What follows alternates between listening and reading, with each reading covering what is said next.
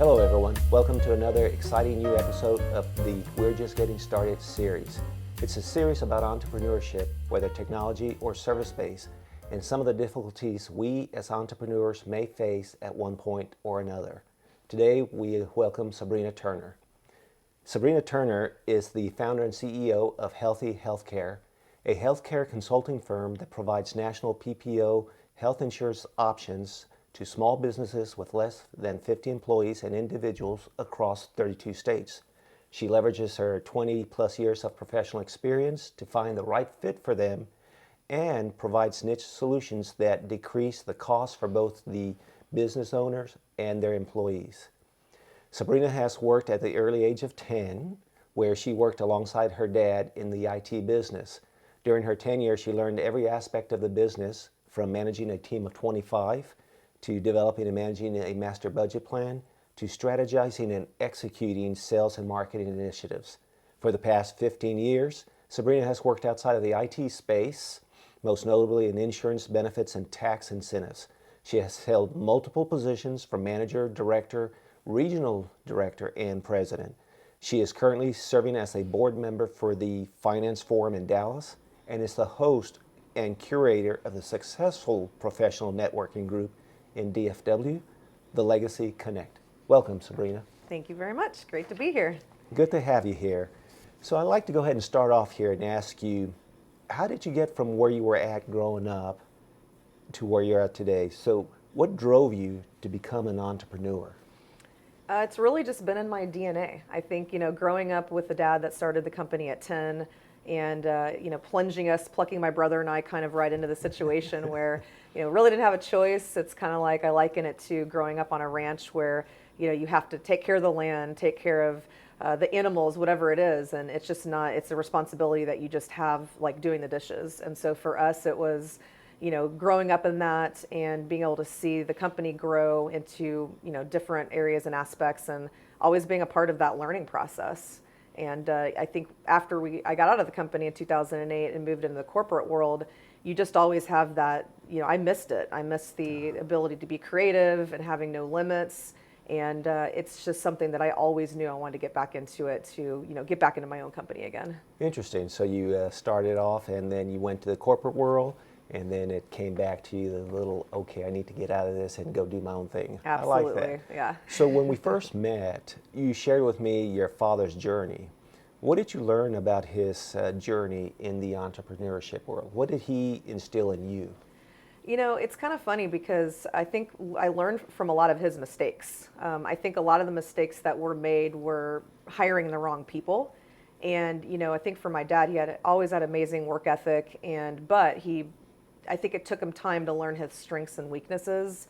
And I think the best thing I learned from him was how to delegate and how to surround yourself with people who are really good at things that you're not necessarily as good at, so that you can have a great team and not waste your time on hiring the wrong people, which just costs money, time, frustration, and really just, makes it longer to get to your endpoint and your kind of dream of where you want to go. Interesting. Well, good.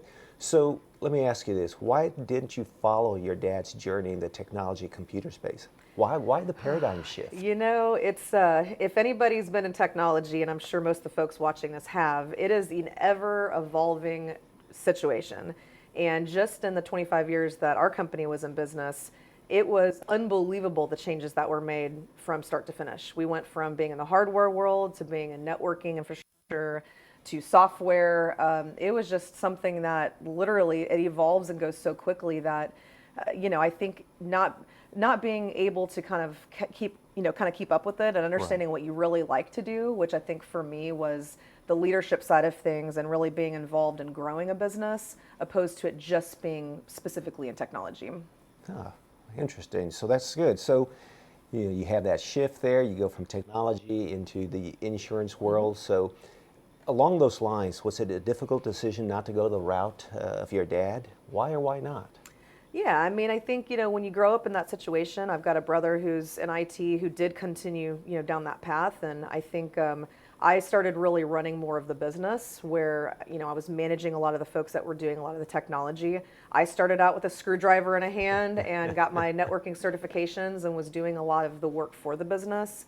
Once my dad kind of retired and I moved into more of the president role and actually running the company itself, I realized that that's really more where my talents, and where I'm really good at, and being able to help people move them forward. And so I think that's kind of where I pivoted at some point and said, maybe I'm not going to keep going down the technology route myself, but really just running a company and figuring out where my passion lies, moving forward. So you started at the age of 10, so hopefully not everybody started at the age of Yeah, 10. exactly. So you started at 10, you got up to that point where you became president. So what are the challenges that you faced when you were starting your own business? So you were working with your dad, he taught you a lot, you learned from some of the things that he did, you went to corporate world, but then you went ahead and started your own business. What were some of the mistakes you faced when you were starting up your business? I think the hardest part is just taking everything on to yourself. I think when you start a business, you really feel like you have to be good at everything. And I'm someone who's really hard on myself anyway and wants to kind of take the weight of the world on my shoulders, which I'm sure most entrepreneurs are in that position.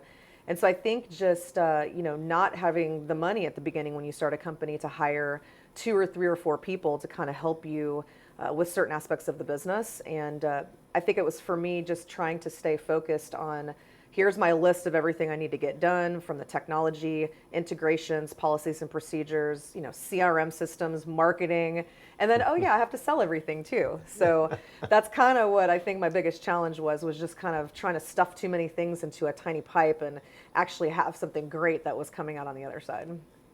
So talking about stuff and everything and all the items you talked about, well, how did you overcome them? How did you get past that? I think I'm just really fortunate that I was raised with all the diversity that I had, being able to be a technician. I've been, straight in sales marketing for about almost 20 years of my career. And so it really was just tackling one thing at a time, trying not to get overwhelmed, leveraging people in my relationships that I've built over the years professionally and personally, being able to call somebody and say, I need some mental health checks right now. And also being able to call people who are amazing at marketing and implementation and saying, look, I need a favor. I need you to help me with this aspect of it. So it really is a village that you have to kind of lean on in order to be successful when you're starting a company. Using your network, using people, giving them a call and asking for advice and help kind of goes back to what you were saying at the beginning, which was, I know that these are some things I'm not good at, and this is where you delegate out and ask for their help. So given that all that you've done and overcome, what is your why? What is your why for the business? My personal why is I've always been the kind of person that I just want to have the financial stability and peace to do what I want to do. I want to be able to have multiple places all over the world where I can bring my family, give them experiences. I'm not really someone who just wants to buy people gifts. I want to buy them experiences, if you will. And so I think, just being I've been, very fortunate to be, well traveled. I've gone all over the world. And so I want to be able to give that experience to my children as well. And then I think just from the business aspect of things, I really do love just helping people and educating them. And there's so much misinformation. There's so many options out there. And as a business owner that dealt with that in the past, it's fun to be able to go in and sit across the table from these other folks and say, I know where you're coming from. I know your struggles, and I'm here to help you figure out what truly is your best option. So 2 whys. You've got your personal why, which is the family experience with your individual siblings and children. And then there's the business why, to help other people. I like that. Thanks. So what would you advise to those who want to start a business but are being influenced by all the rave of doing something that's technology related, yet they want to do something different, maybe like you? Right. I mean, you have to follow the passion. People talk about passion all the time, and I think it's not only understanding, what your passion is, but really understanding the market as well. I mean, if there's 50 different people doing what you want to do and they've already been successful at it, you have to find a niche, something that makes you different, something that makes you special. And I think because of the fact that technology does evolve so much, I think people that want to go down the path of technology have to understand that you're going to have to reinvent yourself, your products, your company, really every couple of years to stay on top of that. I think for me, if you have just a passion for helping people, and let's say it's food, you have to decide, do I like cooking the food or do I like tasting the food? And then really determine how you can make money off of that and just be able to go down that route. So I see that business mind of yours. Yes, you have to have that passion, Right. but that passion better pay something. I mean, we all need to pay the bills. That's so. right. That's right. Well, thank you so much for being on the show today. I sincerely appreciate everything you had to share with us. And that's all the time we have for today. So thank you for joining us in our We're Just Getting Started series. We look forward to seeing you again in our next episode.